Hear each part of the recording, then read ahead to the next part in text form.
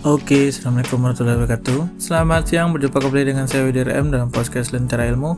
Kali ini kita akan membahas keilmuan mengenai objek data, dan sumber data dalam penelitian kesastraan. Beberapa podcast sebelumnya saya sudah pernah menyinggung sastra, bagaimana hakikat penelitian sastra, kemudian bagaimana bentuk-bentuk metode dalam penelitian sastra yang sudah saya buat dalam 2 bagian. Kali ini saya akan bahas mengenai perbedaan objek kajian, data dan sumber data dalam penelitian sastra. Karena nanti yang diharapkan itu ketika kita sudah memahami ini, kita dapat memilah data dan sumber data yang akan digunakan dalam penelitian, sehingga dari hal itu kita sudah mampu memahami dan memiliki data dan sumber data untuk bahan sebuah kita dalam penelitian. Karena pada dasarnya memilih objek data dan sumber data tidak semudah memilih kita menemukan sebuah karya sastra yang kita suka atau yang kita baca. Jadi memang butuh pemahaman mendalam mengenai 3 objek tersebut. Yang pertama kita bahas mengenai perbedaan antara data dan objek penelitian dalam sastra. Sudaryanto pernah menyebutkan bahwasanya data tidak sama dengan objek penelitian. Data adalah bahan penelitian, atau lebih tepatnya bahan yang menjadikan sebuah itu penelitian yang terdapat dalam karya sastra yang akan diteliti. Sebagai bahan jadi data tidak sama dengan objek atau sasaran dari penelitian. Objek penelitian sastra adalah pokok atau topik penelitian sastra. Istilahnya, topik itu biasanya dimengerti seperti imbangan dari istilah judul penelitian sastra dalam rangka penulisan laporan hasil penelitian. Di lain pihak, objek penelitian sastra dibedakan menjadi 2 macam, yaitu objek material dan objek formal. Objek material adalah semua bentuk kegiatan penelitian sastra, sedangkan objek formalnya ditentukan oleh sudut pandang orang yang melakukan penelitian dalam karya sastra tersebut. Jadi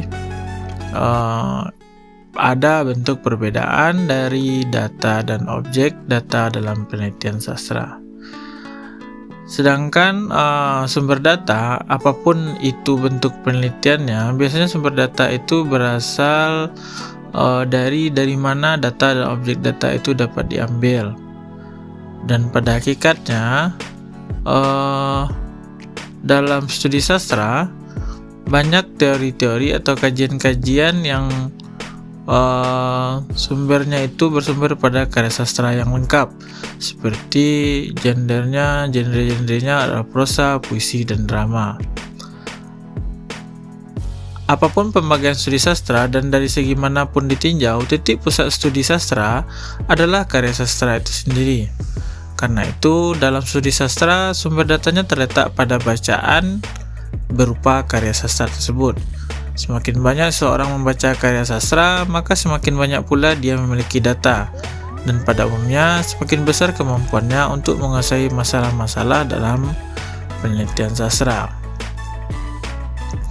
Sebagai contoh, apabila seseorang mengungkapkan tema karya sastra, misalnya yang diangkat itu adalah karya sastra yang berjudul Tenggelamnya Kapal Van der Wijk karya Hamka, maka dapat dikemukakan bahwa novel itu menceritakan tentang percintaan gagal antara seorang pemuda bernama Zainuddin dengan seorang perempuan bernama Hayati.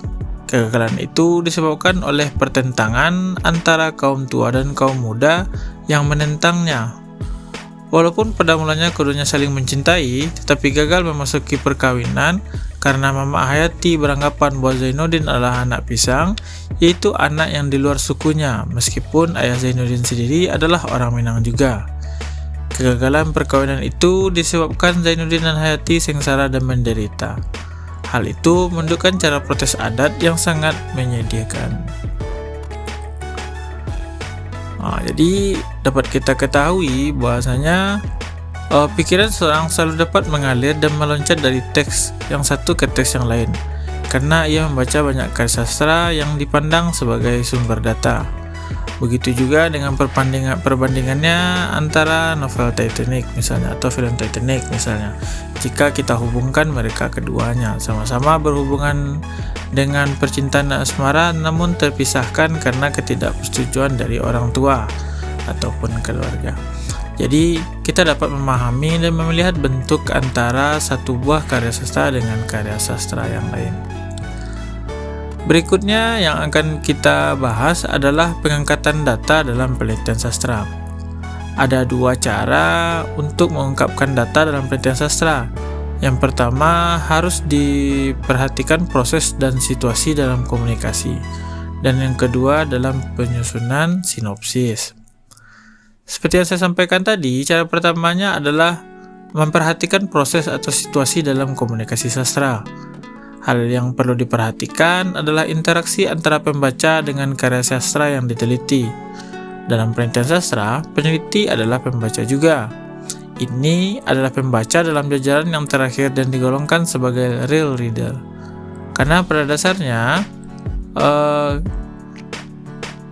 dalam interaksi itu, wujud struktur yang terjangkau melalui teks berperan memberi arahan pada pembaca dengan melihat strategi yang digunakan oleh para pembaca. Dalam hubungannya dengan peneliti, maka perlu diperhatikan faktor objektivitas yang dituntut oleh dalam metode ilmiah. Pada penelitian sastra, objektivitas berada pada tingkat tertentu dan tidak sama dengan objektivitas dalam disiplin ilmu. Yang kedua, dengan cara penyusunan sinopsis. Cara kedua adalah suatu bentuk ringkas dari karya prosa. Sinopsis dapat dipandang sebagai jembatan bagi pembaca untuk memasuki suatu karya sastra. Berbanding dengan yang tadi, yang pertama itu untuk memperhatikan setiap proses yang ada pada karya sastra yang dibaca mulai dari awal sampai di akhir, sehingga kita berusaha untuk semaksimal mungkin menghindari keterlibatan diri dalam teks. Jadi memang kita hanya berfokus pada proses dan situasi yang ada dalam karya sastra. Sedangkan yang kedua, bagaimana cara kita memahami seluruh teks karya sastra dengan menyusun sebuah sinopsis dari karya sastra yang diinginkan gitu ya. Dalam memperhatikan proses dan situasi komunikasi sastra dan penyusunan sinopsis, artinya menemukan sebuah data tidak dapat dilakukan oleh tenaga bantu. Yang dimaksud dengan tenaga bantu di sini adalah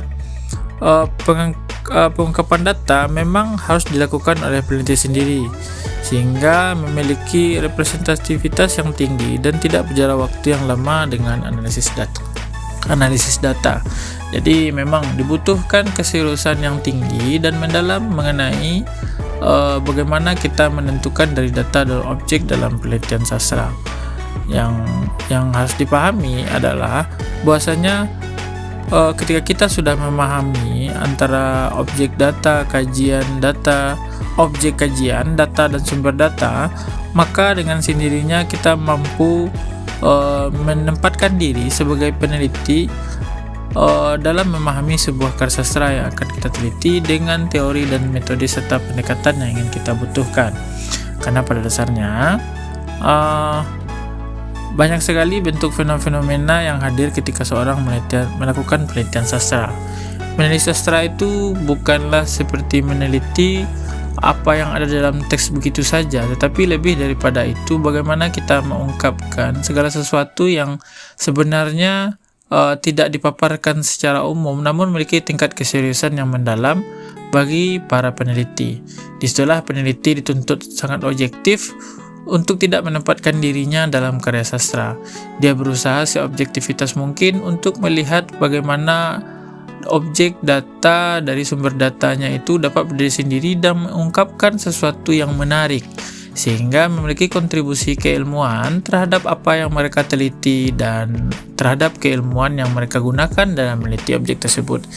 Jadi intinya, pilihlah sebuah karya sastra itu berdasarkan tingkat kebutuhan dari apa yang diteliti. menentukan sebuah objek, menentukan sebuah data, dan menentukan sebuah sumber data merupakan sebuah keharusan jika kita melakukan sebuah penelitian. Kita misalnya dalam prosesnya kita sudah mempunyai sebuah karya sastra, kemudian bagaimana cara kita menentukan objek, data, dan masalah, maka dengan dua proses tadi, misalnya dengan memahami situasi dan memahami membuat sebuah sinopsis, tentunya akan membuat kita dan memahami kita seperti apa sesuatu hal yang unik dalam karya sastra yang kita pilih itu sebagai objek penelitian. Karena pada dasarnya kalau kita hanya melihat bentuk luaran atau struktur dari sebuah karya sastra yang kita baca, maka kita akan hanya sampai terbatas pada itu saja. Namun jika kita sudah memahami dan menggalinya lebih dalam, maka akan banyak kita temukan objek-objek yang lain yang belum pernah kita pikirkan sebelumnya. Misalnya mengenai ketuhanan di dalam karya sastra, kemudian sifat-sifat kenabian kalau yang masih berhubungan dengan Islam, dengan keagamaan, kemudian bisa jadi berbicara mengenai bintang-bintang dalam sebuah karya sastra, bagaimana hewan diwujudkan dalam sebuah karya sastra yang mampu berbicara dan sebagainya, serta bagaimana bentuk penafsiran-penafsiran lainnya terhadap karya sastra. Jadi sebenarnya tidak terlalu sulit sebenarnya menentukan antara objek, data, dan sumber data. Yang penting itu bagaimana dalam mengungkapkan sebuah data penelitian, si peneliti harus memperhatikan proses dan situasi komunikasi sastra, dan penyusunan sinopsis pada karya sastra itu harus dilakukan oleh peneliti sendiri. Demikianlah podcast sederhana dari objek, data, dan sumber data penelitian dalam karya sastra. Semoga bermanfaat. Selamat siang. Assalamualaikum warahmatullahi wabarakatuh.